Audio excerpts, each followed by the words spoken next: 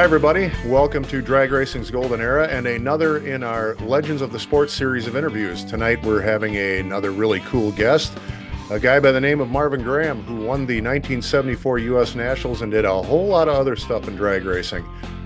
Probably the thing he's remembered for most is the U.S. National win, but the U.S. Nationals really launched him into the stratosphere with his racing career. So without me talking anymore, let's bring Marvin Graham on now and welcome him to Drag Racing's Golden Era. Hi, Marvin. We're glad you're here.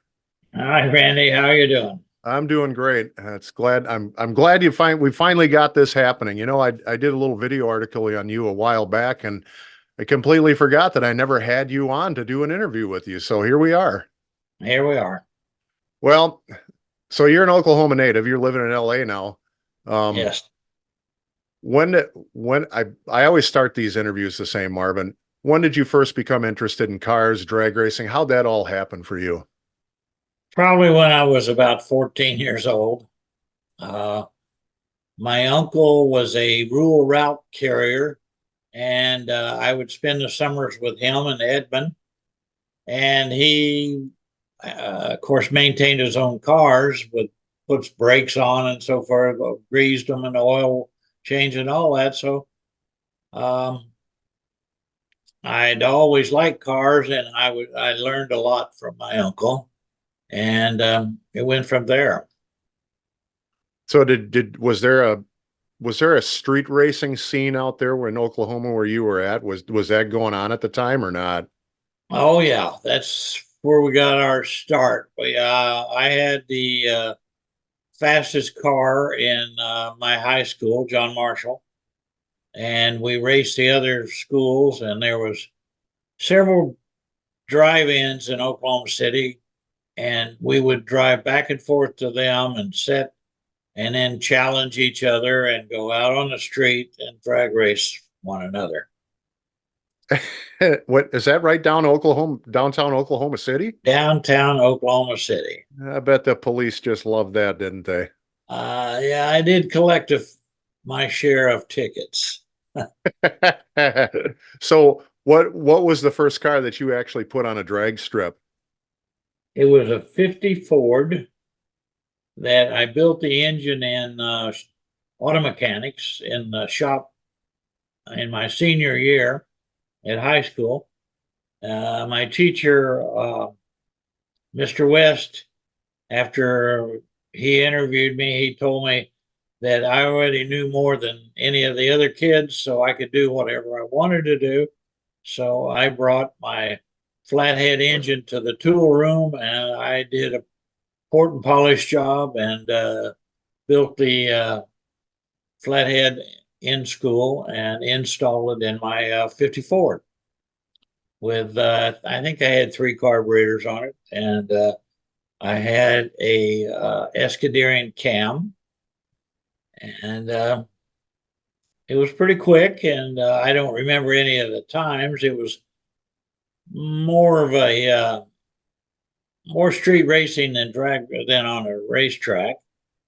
Uh, so I graduated from that car to a 53 Ford that my brother-in-law had customized. It had 55 Buick taillights and French headlights, rounded door corners, rounded hood corners.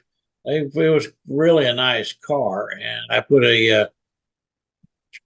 I think it was a 55 Buick engine in it, and it was pretty quick. I showed the car and raced the car on the streets, so I had a whole trunk load of trophies from car shows, and ran the Daryl Starbird's circuit, his car show circuit. Uh, he was from Kansas, and then I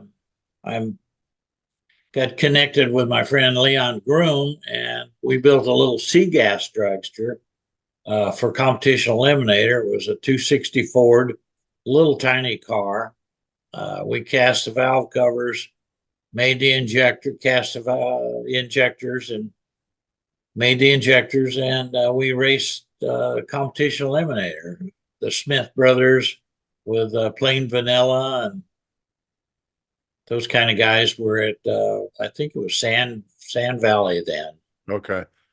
So And you guys, just so we don't miss this point, you guys actually had a shop out and back you guys called it the Shack, didn't you? You guys were actually foundering your own stuff. You had a little foundry going on there. yeah, we learned how to cast. Leon was the pattern maker, and we cast that. And then he actually made a milling machine to mill the surfaces, and uh, it was made out of I think a Dana 60 rear end, Dana 70 rear end up on the end, and we had a flywheel to well, had cutter heads in it, had the tools, and we surfaced all that kind of stuff. And we also were manufacturing side covers for flat track motorcycles that we sold through Carl's motorcycle shop in Oklahoma City. He was a Triumph dealer, and he he was hooked up with some of the big dirt track guys, and they always wanted side covers that covered the left side, because the ones that were coming on the factory motors were die cast, and they were breaking them all the time. Plus, the Triumphs had a alternator in them, which made it bulky on that side. So we eliminated the alternator, and the covers were about a quarter inch or better thick, so they could just lay the bike down and never destroy them. We had them on Gene Romero's bike, and then we made them for Yamahas and Triumphs. That was kind of a side job that we did. I can honestly say you're one of the few people I know who ever basically cast their own stuff. That's a hell of a skill. Saves a lot of Yeah. money too, doesn't it? No, it No? was the reason that we did it was because it was cheap. We tapped into the gas company's supply outside behind the shack, and built a little furnace, and we bought a regular crucible for the aluminum, and we would just use uh, scrap aluminum to cast this stuff with. And there was no alloys and no metallurgic process. And then it's an interesting thing, because we cast uh, the valve covers for the car and made them Graham and Groom. And then later on, Leon wanted to build a twin engine car, and we built one in the shop. We built our own chassis, gas welded it. That was before the SEMA rules. Yeah. And two 289s with valve covers that said Graham and Groom on them. And years later, I got a phone call, not a phone call, actually from the Facebook, from a guy in the Chesapeake area bay, and he had bought an Anglia, and it had a 260 in it with a pair of valve covers, Graham and Groom. So he tracked me down, and we've become good friends since then. But So, well, so they just ended up in something else. That's cool though. I mean, I just think it's cool that you guys were casting your own stuff out there. So you guys, I got to ask you, you guys built a twin engine. If I remember right, it was a pair of 289s in yes, it, and this uh-huh, thing was on fuel, wasn't it? yes, How did that handle? not well. It it broke more than it ran. But we ran the fuel circuit around Texas with it. Never much success. It was they weren't the little 289s weren't too stout for not for fuel, and we were novice. We didn't know what we were doing, and probably using too much fuel, and uh, we gave that project up. And then we built a front motor car um, 392 on fuel, and that was just in the transition of the period of where they were going to rear motor cars and front motor cars, and we followed a couple of guys that put the engine way out. I think it was 40 inches out, and we could we could beat a few. We could beat the rear engine cars in the very beginning, and then the light at the end of the tunnel was you better change over. So we built a. We didn't build it. Mike Stewart built a chassis. By then, you had to have a SEMA spec, Yeah. SEMA chassis builder, and we built. Mike Stewart from Oklahoma City built the car, and Leon decided that he didn't want to be on the road anymore, and he wanted to go sprint racing. So he went sprint racing, and I had the fuel car, and that's the car that I won Indy with, and had a Donovan in it in the first. Uh, I think I started with a Donovan with that car, but we'd been running 392s, and Yeah. I had a 392 cast, you know, cast steel 392 as a backup engine, but I Yeah. had the Donovan in it. Well, I got to ask you that last front engine dragster that you guys built. I've seen pictures of that car. That is one cool looking car with that engine way out in front out there. It's just a cool looking car. You're saying that thing was pretty competitive because of that? It was fairly competitive, yeah. Hmm. Now I don't think we won any big races with it or anything. We won a few of the, races that they had at Green Valley and the other tracks in Kansas and so forth. We won a couple of races with it, but we eventually needed to go the other way. Yeah. Well, I just remember the pictures of that car, and that was just because of the way that thing sat, the way it looked with that engine way out in front. It was just a neat looking car. But you're right, that was right in the transition, wasn't it? Running, everybody was switching over. Right. Well, so that would have been what, 73 that you guys built that car? 72 or three. Okay, so you actually raced that same car for a few years then. Yes. Well, so 1974 comes along. Uh-huh. Um, well, before that, didn't you go to Bristol? We, or I decided that I thought we were fairly competitive with the world of the big guys. So we loaded up and went to Bristol, Tennessee to the All American race. And it was an IHRA race, No. and we made it to the final round. Um, and we broke the motor. The motor was broken. So final round, I ran uh, Rupp and Dakin Yeah. and just left the starting line, and Dakin won the race. And but to go through all the cars we went through, that's kind of put me out on the road to going to the national shows, the big shows. Yeah. Proved to you that you could compete, right? Right. Well, so the U.S. Nationals, and the U.S. Nationals is one of those races that if anything can happen, it will happen. And you were the recipient of that kind of a weekend. You guys, but here's the thing. I've actually looked at the stats on this, Marvin. You guys were unbelievably consistent. Your ETs all weekend long were really consistent. And if you look at the Mhm. rest of the field, they were all over the place. Right.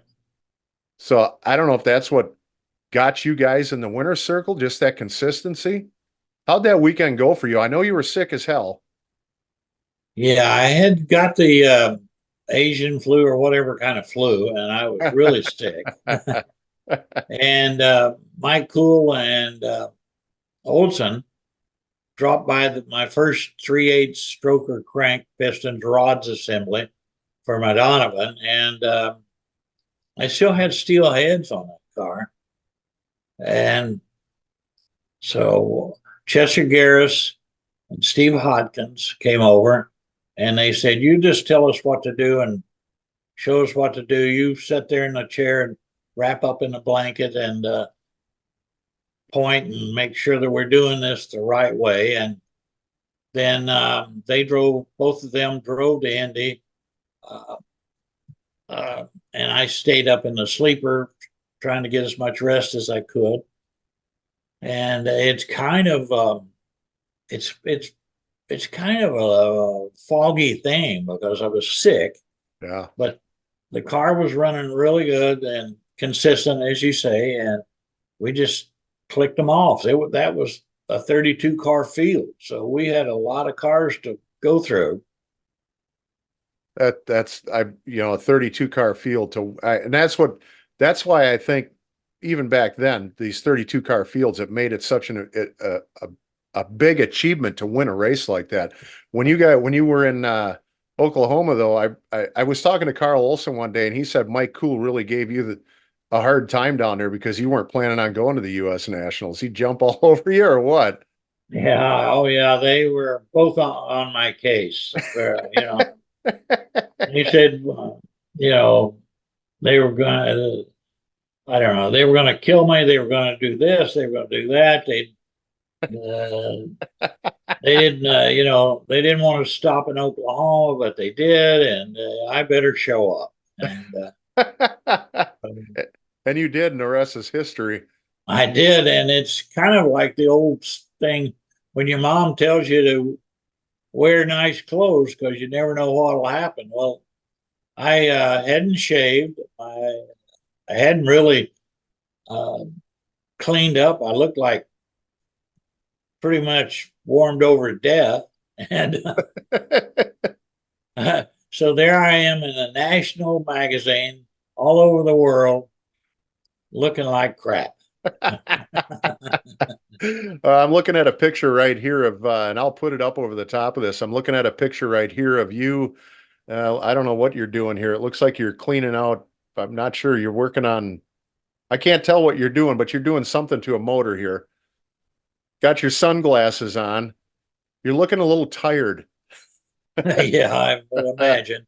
Yeah. So, um, that if I remember right, that 74 race, the people who were supposed to win that race all fell early. They all got knocked off early in that race, didn't Yeah. they?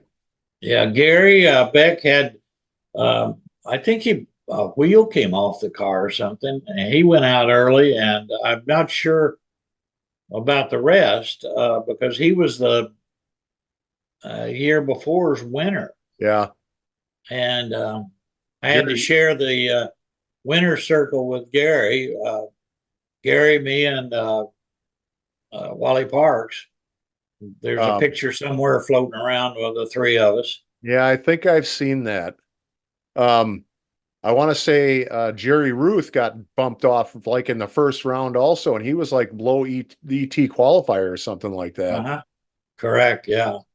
Heck of a race. Um, so I got to ask you, what did that?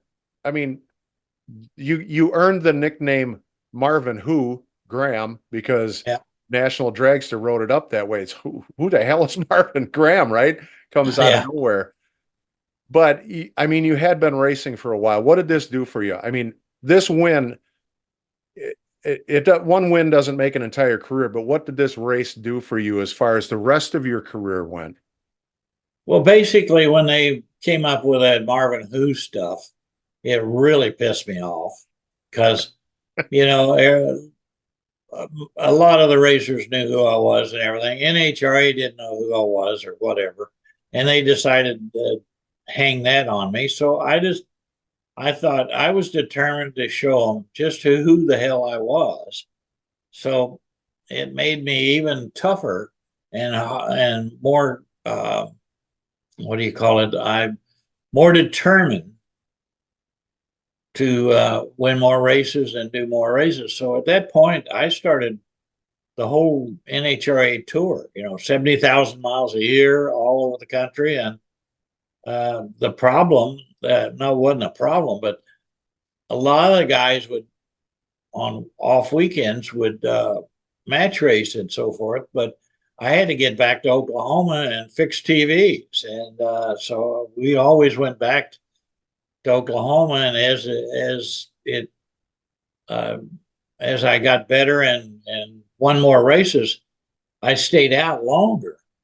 And there was times that I would stay up at Ypsilanti at Willow Run and with Coletta, and we had the two cars together in his hangar, his car, my car, and I'd work on the weeks and put it together. And probably, I guess I could tell the story, but there was a plant in Oklahoma City that had auto plant, and he had a Learjet that would fly on parts back and forth.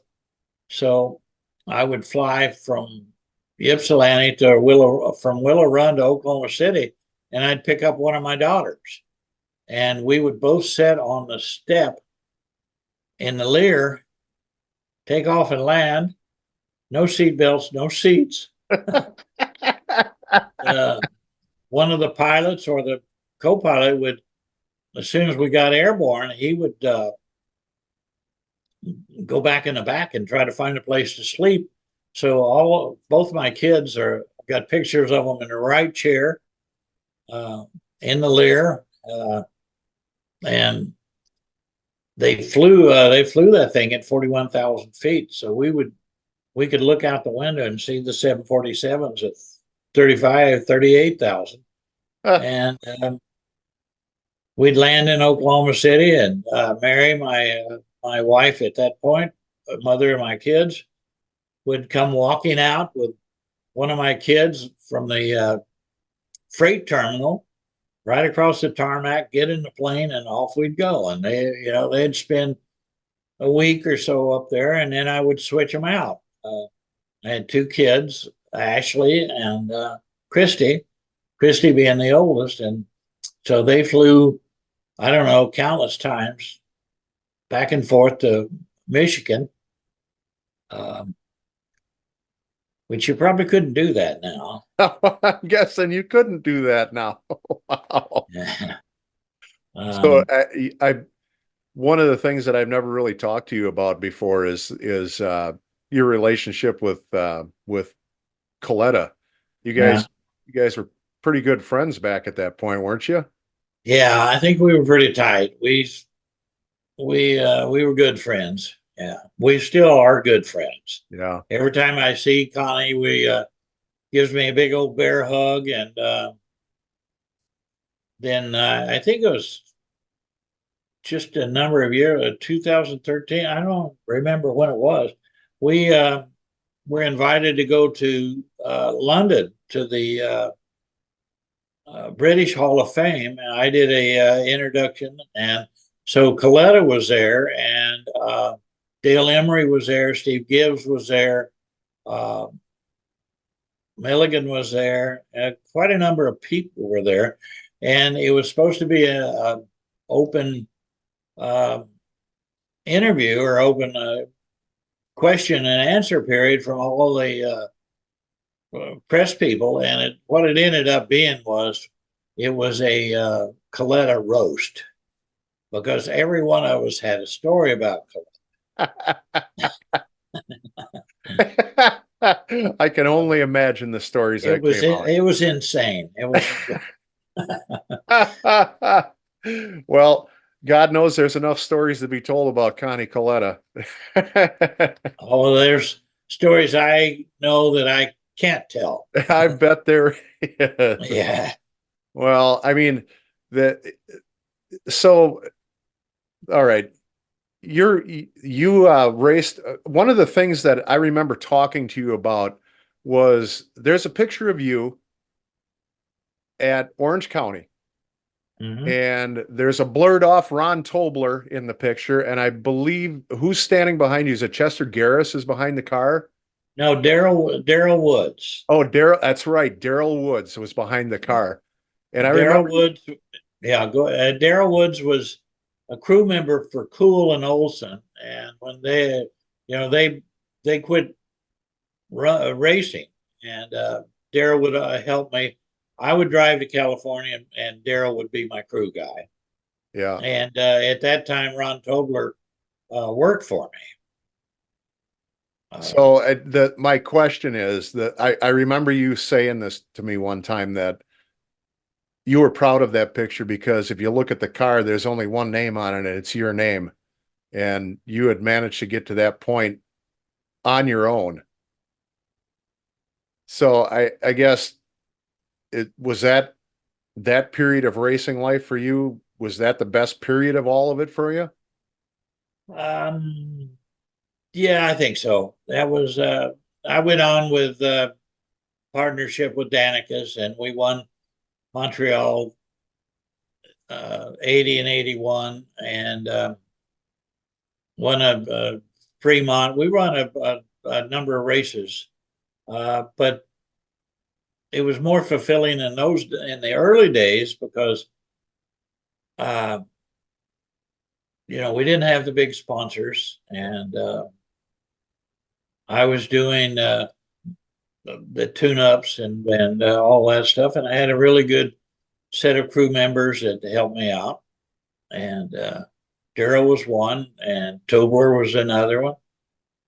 Ron worked for me for a year, and he basically he did not get too rich working for me. He was room and board, and I lived in a little house in Britton, Oklahoma, and a garage was a cedar block garage behind the house, and that's where the car was. Ron would work on the car during the day. I would work on TVs during the day, and we would go racing on the weekends.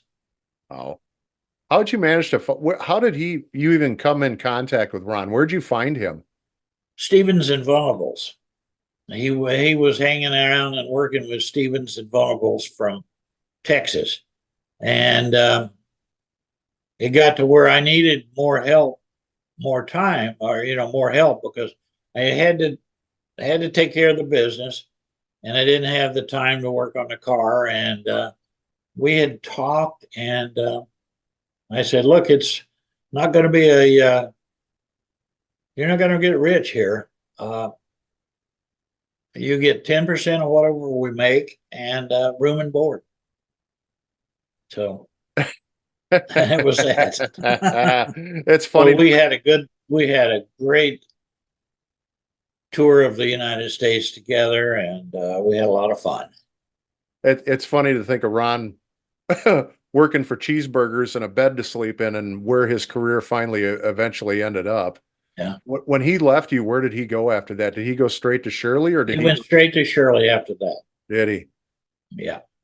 Okay, Yeah. well, And the cheeseburgers were mostly from McDonald's. And in those days, they had that McDonald's thing where you pick up the little coupons at all of the stores, and you had to put them on a big sheet. And we had about 3 or 4 of those sheets filled up, minus the last coupon, or we never made it. uh, living on McDonald's cheeseburgers and hamburgers. Yeah. Well, so I the pictures of that car, that picture from OCIR, that is such a cool picture. And as a matter of fact, I had that as the screen background on my phone for the longest time. Uh-huh. It's just such a cool picture. It just speaks drag racing. Um, Yeah. so at what point did you decide to set your own car aside and go? And what caused you to park your own car and go with Danicus? Well, it was the expenses were getting out of hand, and I was um my race car budget was coming to an end, and I wasn't going to delve into the family money or sell the houses or anything like that. When I won Indy, I went back to Oklahoma City and bought a house with part of the proceeds, and it was a ranch style 4 bedroom, 4 bath, fireplace, and 3 car garage. And one of the rambling farm, what do they call those? Ranch homes or whatever. And Yep. that's where uh, I worked out of after that. But Tobler worked in the small house, lived with me and my wife and two kids. And but after Andy, I bought the house, and then the expenses were getting up there, parts wise, and so forth and so on. And I was friends with Mark Danicus, and he called me up. He knew I had the car. I had a Don Long car by then, and with a late model in it. And he said, "I think I got a sponsor. Paint it blue and white. Blue and white. These are the colors. Paint it that. Come to L.A." And I drug it out to L.A. We put it in the car show, the L.A. car show, and TR3 was born, and we ran that car for a while, and then we had Dave Settles and George Cathy build us another car, which was the one that we won the majority of the races with. Okay. And you were back, was it back-to-back wins in Montreal at Saint Air up there? Was that 80 and was it 80 and 81? You won 2 years in Yeah, a row, right? 2 years in a row. Yeah, Was it, and you, if I remember right, did you win the Spring Nationals also at some point in there? Didn't you beat Shirley in the final? yeah. Columbus, Ohio. Yeah. The year before she won the next year, Yep. but that was the first national event that she had been made the final. Was And Coletta still her crew chief yet at that point? no, I don't think so. No, he was out of it. I believe so. I'm not sure. A memory doesn't serve me on that. Well, I'll dig up the video of it. We'll put it over the top of this so everybody can see what we're talking about. But yeah, so it, you had a pretty good you had a pretty good run with Danicus, as didn't you? I mean, it seemed like you had a pretty good run with him. We had a good run with, yeah, we did. We were low ET with a new car at Pomona, top speed, and I want to say 568 at 250 was our best in Okay. those days. And that was full quarter mile. We won the Fremont Golden Gate thing, and we won Montreal twice, and we won uh, Rockingham and Yep. IHR races. We won that the beginning, their spring nationals and their winter nationals. We won both those. Uh, so we had a good run. So We had a good what brought that to an end? personal problems. I I actually know the answer to this. I'm not going to ask anymore. Uh, Yeah, I don't let's really just say want to we talk ran out about of it. funding, correct? Yeah, and then I went over and set up Ray Fisher's car, Fisher's Fever's car. I had Larry Fraser. I hired him, and Mike Glover were my crew guys. And I put everything in it that was my tune up, my knowledge and everything. We were number one qualifier at Pomona, number one qualifier at Gainesville, number one qualifier at Rockingham. And we came home and the repoers took it away. Wow. That was the finish of that. And I took this part of that year off, and then I got into Kelly Brown introduced me and needed me to be the tech advisor for Heart Like a Wheel, and that got me in the movie business. And 30 years later, here I am, retired from the movie business. I had a really good run there. Well, before I want to talk about your the Heart Like a Wheel, and then into the movie business. But before we do that, we're were were you still with Danicus when Lucille League came in? Were you still was there two cars running? Yeah, that we ran two cars, and I was showing her how to drive and all that stuff. Oh, okay. So you were given some lessons too. Yeah, yeah, top fuel teacher. And I mean, when Danicus, when that whole operation folded, I don't remember. Did Lucille never really did anything after that, did she? I could be wrong about that. I just don't remember. I think they won a couple of good races, Yeah.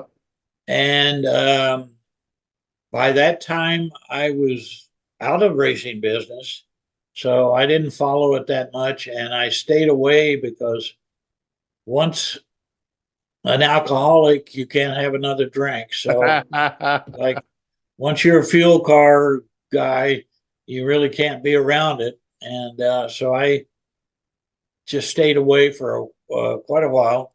And in the movie business, that took me all over the country and um, doing the camera car work. And so I didn't really have time to follow what was going on. Yeah. So Kelly Brown approaches you about a Shirley Muldowney movie called Heart Like a Wheel. It, Right. so there's some cool stuff from that movie, but what was your role in that? What exactly did you do? I was hired as tech advisor. And that And meant what? then, huh? What did that mean? Tech advisor. That meant basically I would supposedly make sure that uh, they were, when he was filming them working on the motor and stuff like that, and a race scene, I was basically kind of like a set dresser to make sure that the sets look correct. Okay. Uh, so you know the story. I think I've told you the story. Yeah, go ahead and tell it again though. Well, first day, Jonathan Kaplan was the director, and he asked me to look at. They had set up a set at Devonshire Downs in the valley, and we had trucks and trailers and race cars and so forth. And the people, the set designer and the set decorator, had the picture all wrong. So, and Jonathan Kaplan had been to the races and he knew it was wrong. And he said, fix it. So I tried to fix it. And being an outsider and a non union person from the set deck uh, dressers and so forth, they didn't pay any attention to me. They just left it the way it was. An hour later, the director, Jonathan, comes back, he looks at it, he goes, Marvin, this is still the same. You're wasting my time. And he starts cussing and everything. And I just said, uh, well, if this is the way the movie business is, I'm a drag racer. I'm not interested in your movie. See you later. I'm leaving. And I walked out to the car and had the keys ready. And he says, no, I'm sorry. I'm sorry. And all that. And he talked me into coming back, put me right in front of the set and got the entire crew, everybody. And he goes, this is Marvin Graham. He's been around. He's the deal. And you listen to him. And if you don't, and if you're opposed to doing what he says, your car's out in the parking lot. So the crew hated my ass. They hated me, but they did do what I said. And so a little bit later, wardrobe comes over and go, come with us to wardrobe because Jonathan wants you to be on camera. Wants you to be Bo Bridges' crew chief. And so I was, and I taught. It was all ad lib for me, and most of it went on the cutting room floor. There's a few scenes here and there with me in the uniform and so forth. Probably the most famous is at Pomona, uh, uh, shooting them the bird out the window of the truck. But I got screen credits as a screen actor, and I got my screen actor's card through that movie, and which was really a benefit later on in the camera car work. And so I still get residuals. The last one I think was about 27 cents. But Whatever, what are you going to buy with that 27 cents? yeah, I've got it framed on a wall. So uh, some people knew that I was going to be interviewing you and Vance Hunt. And of course, I got some phone calls last night about, hey, you got to ask these guys this or ask these guys that. And Okay. things that got brought up to me that I guess I don't remember if I knew this or not was that you were in the chase car in the movie True Lies and that whole scene out on the bridge down in the Keys down there. That was you were what was your part in that? My part was most of the camera car work in that movie. And probably the most dangerous part was I was towing a limo with a camera car, and the camera car had a boom arm on it with a remote camera, and it was swinging out, and they brought the helicopter with Arnold and Jamie Lee Curtis tied together. They were tethered together, but she was hanging. He was on the skids, and she was hanging from his arm. And they dropped her into the limo. And basically, the story is the limo goes off the edge of the bridge, and Arnold saves her at the last minute. So I filmed that part, and I was towing the limo about 50 miles an hour, swinging back and forth with a helicopter. The skids were below. We had a little video village up on top of the camera car, and that's where Cameron was operating a remote camera. And so it was pretty hairy. It was pretty dangerous and pretty crazy because if I stopped without the helicopter moving up, then it would have taken Cameron out. And if I didn't stop, I would have went off the edge of the bridge because there was no guardrails. They had removed all the guardrails and stuff, and I ended up about I don't know maybe 5 feet, 6 feet before the uh, edge of the bridge. So, wow. Yeah. Okay, so I guess being a drag racer actually has some relevance to what you were doing. You got to be pretty fearless to drive one of the top fuel car, but so I got to ask, did Arnold and Jamie Lee Curtis, did they do their own stunts in that movie? They did that part of the stunts. They both had stunt people for other parts, but Arnold was actually on the skids of the helicopter, and Jamie Lee was connected with a harness, but with a cable through her wardrobe into Arnold's hand around and a cable to the helicopter. Okay. So yeah, they picked her Wow. up off the ground um, with Arnold and flew over and then dropped her into the top of the limo, the moonroof of the limo, and then at the correct time lifted her out. Wow. Jeez. Okay. Well, I got a lot of respect for people that do that. So I was thinking about this today.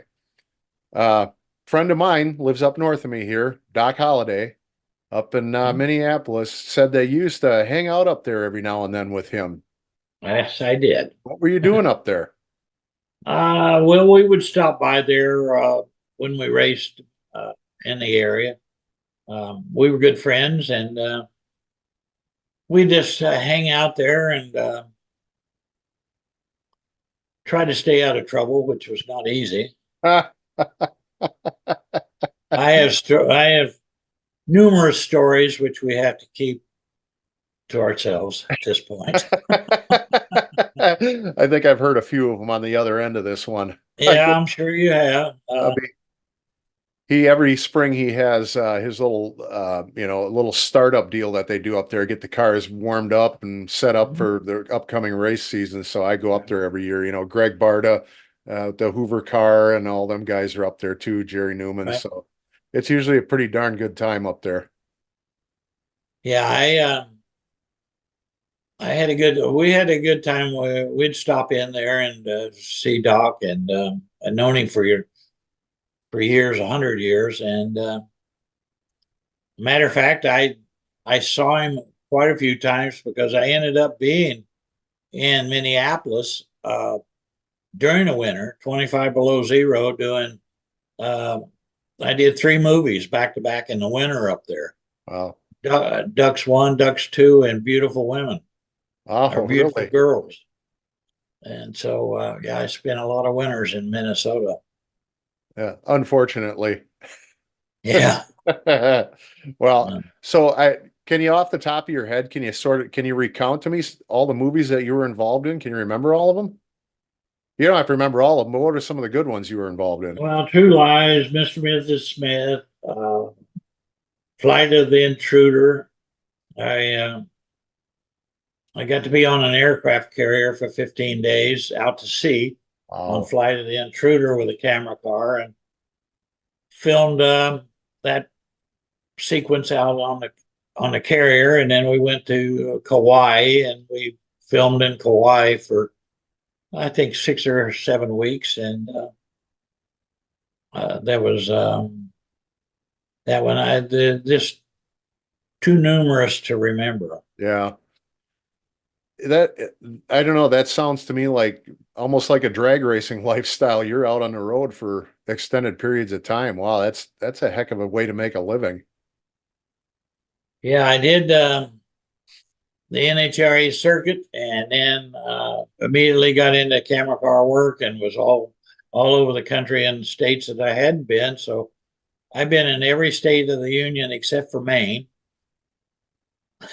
That makes two of us, except I've been in Maine. I've been in all 48, all Yeah, 48 lower states. I've been in all of them. I haven't been to Hawaii. My wife says I have to take her there for our 25th anniversary, so I guess I'm going to be going there eventually. well, like I said, I was there for 7 or 8 weeks in Kauai, Yeah. um, and then of course I've been to Maui with Steve Gibbs, and Halloween in Maui is was the most fun of all things to do. Yeah. Yeah, they blocked off the streets in Lahaina and no cars, and everybody comes out in costume and walks up and down the street drinking and laughing and having fun and weird, bizarre costumes. Halloween in Lahaina used to be crazy. Well, uh, so you mentioned Steve Gibbs, and I've seen you the last 3 years now, I guess, out at Nitro Revival, and I assume you're going to be back again this next year at the autograph table. Yes, I will. Well, I know Steve Gibbs and you have a pretty close relationship, been good friends for a long time. Um, were you're now working, I guess what I'm trying to get at here is that whole Southern California thing, with the Nitro Revival, and now you're involved with Lions Automobilia Foundation, isn't that? Are you just a volunteer there, or? I'm a docent there and volunteer. I go usually 2 days a week. We're open from 9 to 2, and it is kick. It's a kick. It's so much fun, and I enjoy it a lot. They invited me to volunteer, and I did. I was a little reluctant at first because I never really raced Lions. It closed in '72, and I didn't start uh, national touring until '73. Oh, But they were more than happy. They were really wanted me there, and I've had some really good times there. And that museum is probably the premier museum, in, as far as I'm concerned, anywhere. Uh, I agree with you on that. That I was out there 2 years ago, when they opened it up with Nitro Revival, had you come in Yeah. there, and there was still some things that were undone. And my understanding is Kenny Youngblood's back at it again out there. They're expanding again. Oh yes, they had a banquet room that they used to do banquets, of course, in, uh, and they've changed that into a uh, more of another part of the museum. And on the back wall, they have a big mural of the Marine Stadium where they used to run drag boats, and they've got some drag boats there, and it's a beautiful mural. And then on the right hand wall is El Mirage with the land speed cars.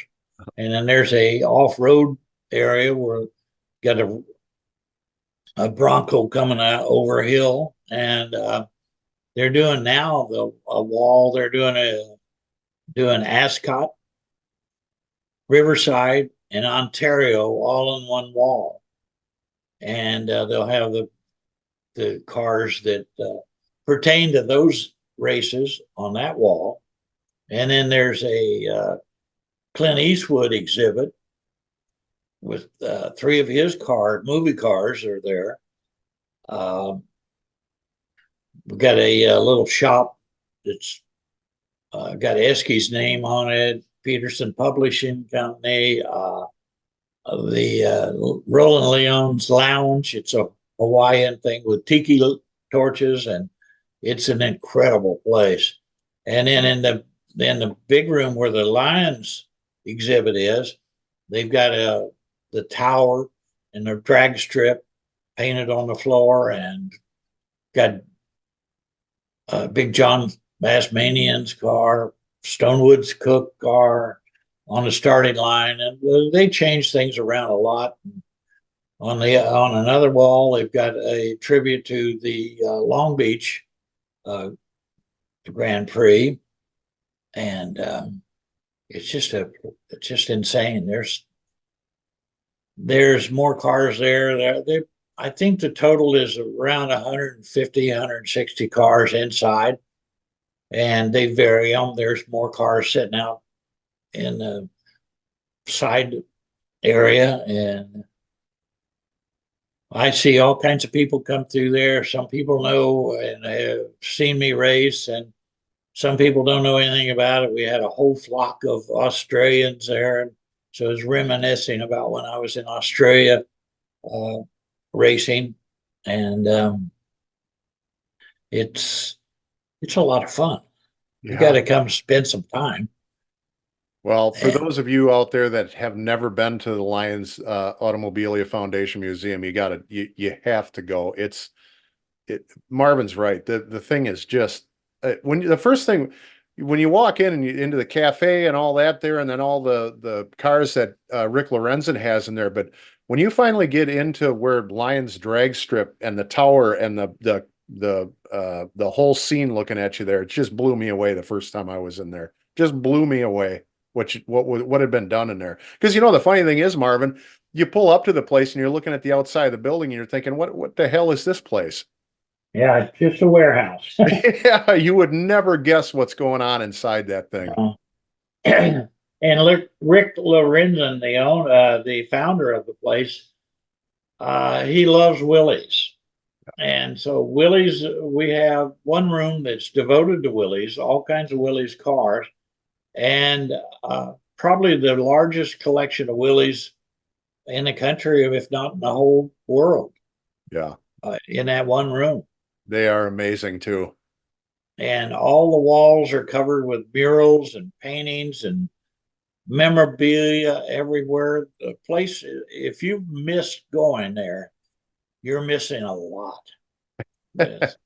I And totally, you need to come and visit, and you're going to need to come several days at a time, several days, because your mind will never absorb how much stuff is in that museum. yeah, I had the great fortune of having Carl Olson give me a personal tour through it, Mhm. and with his knowledge of it, and it just wow. I actually there was so much to look at, Marvin, that I think I only remembered probably a quarter of what I even saw in there. There was so much to see. right.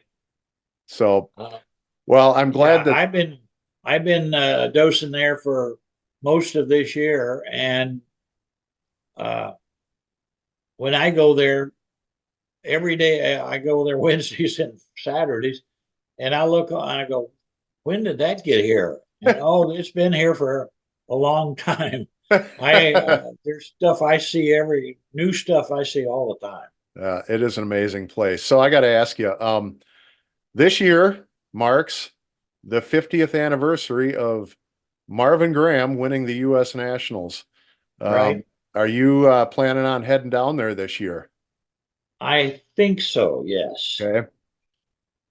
Well, what I do plan if I do plan if you're going to be there, I'm going to head down there too with my cameras and try to do a little filming and some picture taking and do a little bit of a spread on the 50th anniversary of this.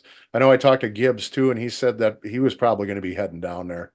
Yeah, I think Gibbs um, and myself are we're working on plans to go there. Yeah. Well, if you guys are going to go, I'm going to be there too because I want to be there for the 50th anniversary. It'll be a neat deal, and I want to Well, get. yeah, it's my 50th anniversary. It's not Yeah, the 50th yeah, anniversary. yeah. This is It's actually going to be what, the 70th, 70th, 71st? I believe. Yeah, Yeah, 70th. yeah. Well, I actually, I think the 1974 was the 20th anniversary of that race. well that I well yeah, the math would work out on that. I think you're right about that. Yeah, 54, 1954. Or yeah, 1954 was the first nationals, and I think that was in Great Bend, Kansas, wasn't it? I think so. Yeah. So that'd be right. Well, if you're going to be down there, I'm definitely going to head on down that way. I'm looking forward to that. Yeah, I So think we'll have a good time there. yeah, I think so too. So to sort of wrap this thing up here, Marvin, I always ask sort of a closing question here was what do you think is the most memorable part of your, let's say, your racing career? What's the most memorable part of that for you? Well, of course, India is a big part of it, but uh,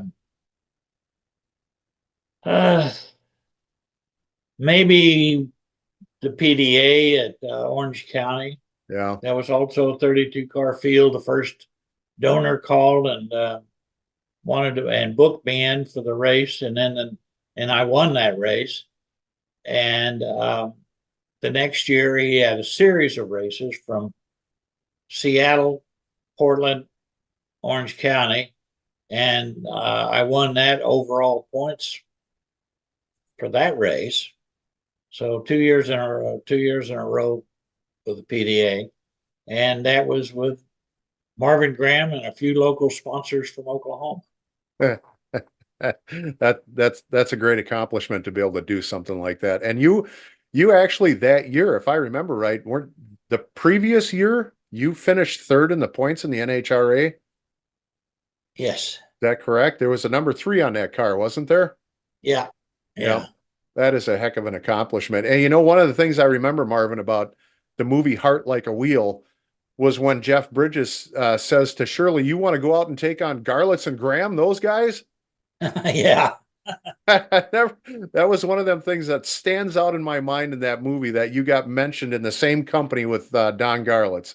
Yeah. That's pretty amazing. That's pretty cool, isn't it? Yeah. It's very cool. Well, Marvin, any closing thoughts here from you? Um, You got anything intelligent to say? no, not really. I wouldn't know what to say other than my computer just came up battery low. Okay. Well, battery's low, which means we're going to close this out. Marvin, I'm so glad that we finally got this done and that you came on and talked with us. And I hope we're going to see you down in Indy this year.